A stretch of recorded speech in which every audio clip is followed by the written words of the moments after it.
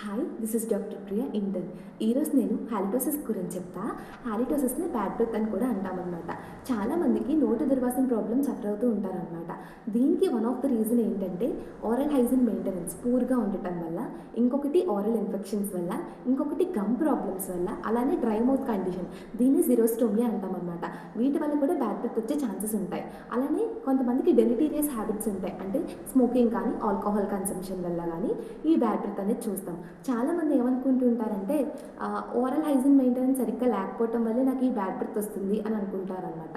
కానీ దీనికి చాలా ఇంట్రెన్సిక్ కాజెస్ ఉంటాయి. అంటే టాన్సిలైటిస్ కండిషన్ ఉన్నా, సైనస్ ఇన్ఫెక్షన్స్ ఉన్నా, అలానే జీఈఆర్డీ ప్రాబ్లమ్స్ ఉన్నా సరే ఈ బ్యాడ్ బ్రెత్ అనేది మనం చాలా మందిలో చూస్తామన్నమాట.